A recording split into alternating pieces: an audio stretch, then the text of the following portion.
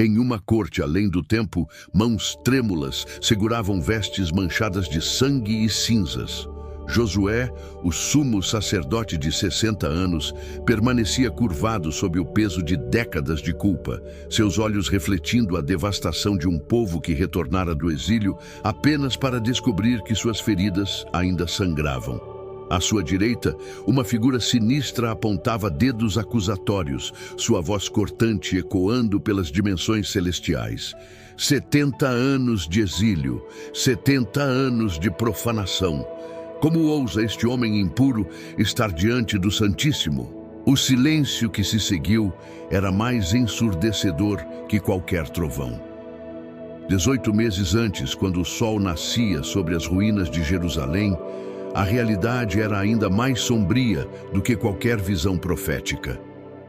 Pedras carbonizadas testemunhavam a ira divina de gerações passadas, enquanto muralhas derrubadas sussurravam histórias de uma glória perdida no tempo.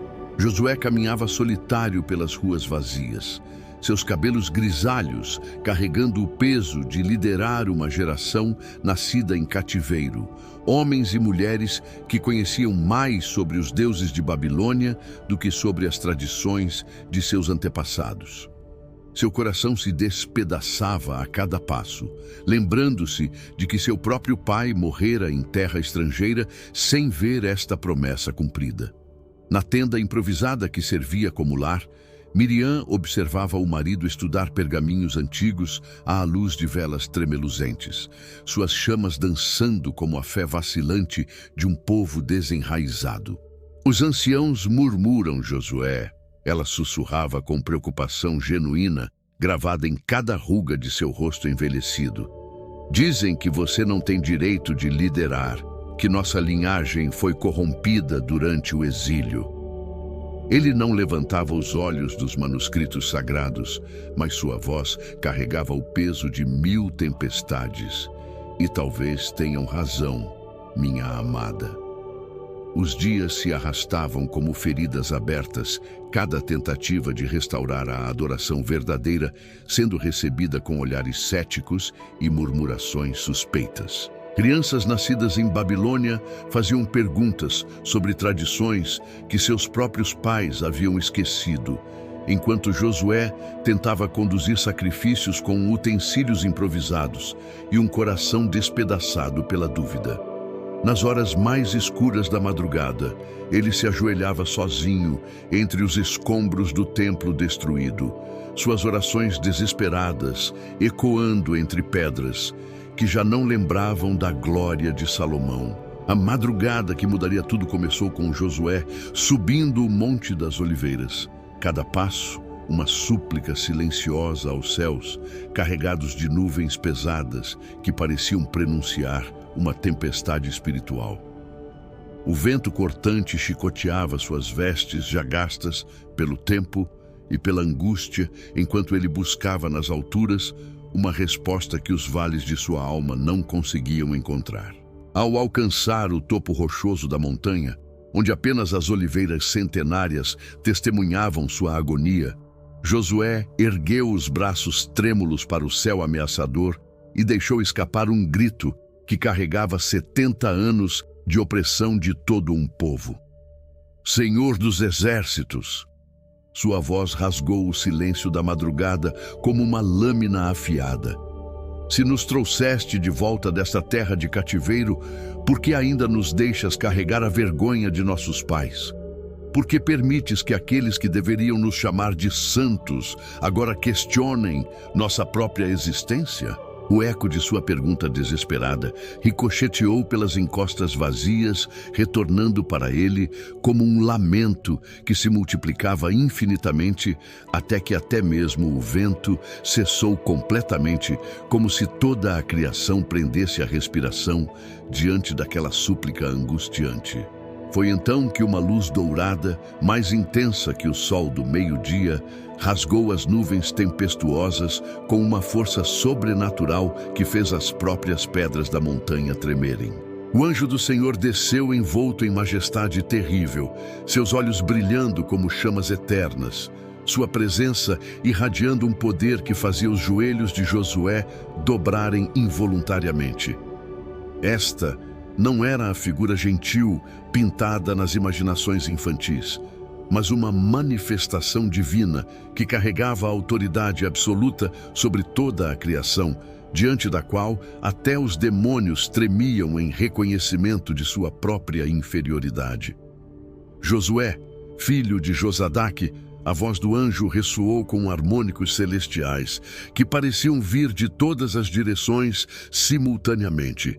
Aproxima-te de mim sem temor. Quando o sumo sacerdote ergueu o rosto banhado em lágrimas, o anjo continuou com uma pergunta que penetrou até os recônditos mais profundos de sua alma ferida. Dize-me, servo do Altíssimo, o que vês quando contemplas a ti mesmo?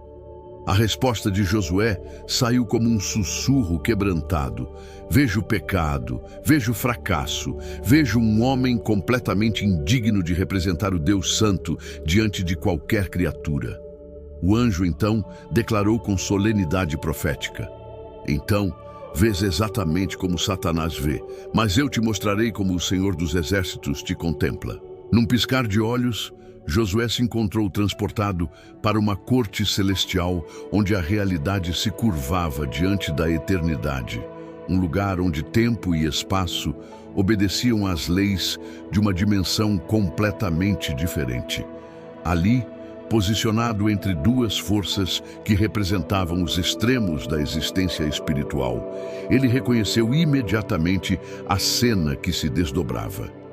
À sua esquerda, o anjo do Senhor permanecia em silêncio majestoso, irradiando a autoridade divina que fazia o próprio ar vibrar com poder celestial. À sua direita, uma figura sinistra cuja presença destilava malícia pura circulava como um predador faminto, seus olhos brilhando com a sede insaciável de acusação e condenação. Satanás começou sua litania de acusações com a precisão cirúrgica de quem conhece cada falha humana, cada momento de fraqueza, cada compromisso que mancha a alma ao longo de uma vida inteira. Contemplem este homem que ousa chamar-se sacerdote.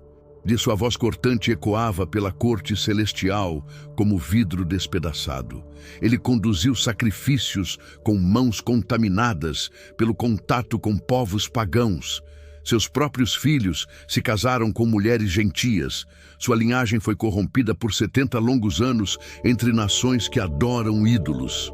Cada palavra era uma flecha certeira que encontrava seu alvo no coração já ferido de Josué, que não podia negar uma única acusação, pois todas eram terrivelmente verdadeiras. O peso esmagador da verdade fez Josué curvar-se ainda mais, suas lágrimas pingando no chão etéreo da corte celestial como chuva de arrependimento genuíno.